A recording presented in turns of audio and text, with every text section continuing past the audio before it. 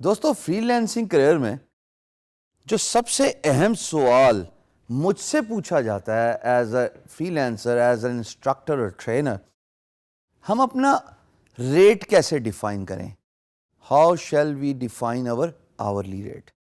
اب یہ بڑی امپورٹنٹ ڈبیٹ ہے، بیکاز اگر آپ کو اپنے کام کا دام ہی نہیں پتا تو آپ کیسے کام کریں گے؟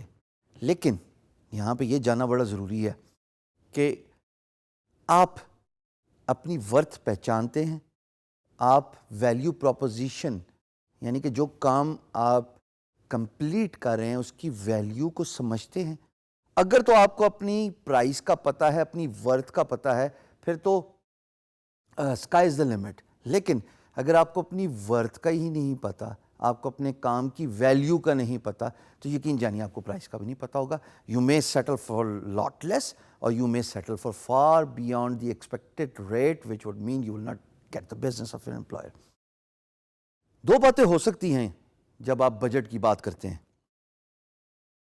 دیکھیے، ایک بات تو یہ ہے کہ میں آپ کو بتا دوں کہ پر آر آپ $8 چارج کر دیجئے، یہی ایشین ریٹ ہے.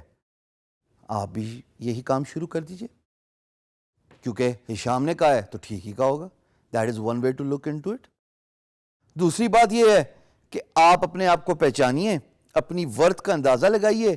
یہ دیکھیے کہ ایک کام کو ختم کرنے میں، فنش کرنے میں، سکسیسفلی کمپلیٹ کرنے میں کتنی ایفرٹ لگتی ہے، آپ کے ایکسپینسز کیا ہیں، انٹرنیٹ کا خرچہ، پنکھے، اے سی، ہیٹر، یہ تمام خرچے، بجلی سب سے امپورٹنٹ ہے. یہ تمام باتیں آپ فیکٹر ان کریں، پھر اپنی کاسٹ کیلکولیٹ کریں. اگر آپ رائٹرز کی بات کرتے ہیں، چلو ایک ڈسکشن، چونکہ میں ہر ویڈیو میں ڈسکشن پوائنٹ آف ویو ضرور رکھتا ہوں عام اگزامپل دے کے، تو یہاں پہ بھی رکھ لیتے ہیں. کانٹینٹ رائٹر ہیں جی آپ. کانٹینٹ رائٹنگ کا کیا مطلب ہے کہ ایک کانٹینٹ رائٹر جو کہ content mills general content writer ہے، وہ ایک پیس آف 250 کریکٹرز $20 لیتا ہے. Very less, right? But that's what the typical market rate is.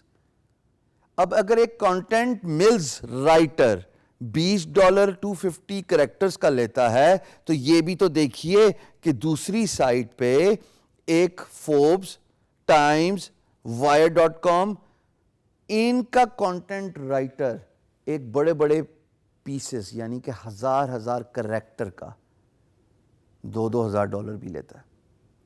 تو یہاں پہ تو پھر ریٹس ویری کر گئے. یہاں پہ تو ریٹس کا اتنا ڈفرنس آ گیا خواتین و حضرات کہ کیا جانیں کیا ٹھیک ہے کیا غلط ہے. میرے پاس جواب ہے اگر آپ سننا چاہیں تو. کانٹینٹ ملز یعنی کہ نارمل بلاگر وہ ایک برانڈ کے لیے نہیں لکھ رہا، اس کا مطلب وہ رائٹر بھی آرڈنری ہوگا. لیکن جو ان بڑے برانڈز کے لیے، اور یہ میں نے صرف ایک ایگزامپل دی ہے کیونکہ ظاہر ہے بہت بڑے برانڈز ہیں، اس جیسی بے تحاشا ویب سائٹس اور بلاگز اور میگزینز ہیں جو ویسٹ سے اور with in even Pakistan float ہوتے ہیں، online as well as for print media publication.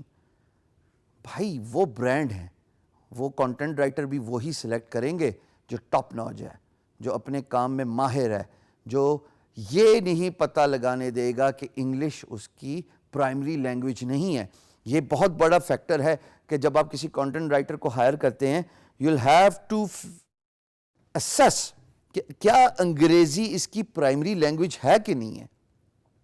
اگر پرائمری لینگویج نہیں ہے تو پڑھنے والا بہت ہوشیار ہے، اس کو فوراً پتہ لگ جاتا ہے کہ English is not their primary language, ارے یہ تو سیکنڈری لینگویج ہے، تو ٹھیک ہے کانٹینٹ بھی اوکے.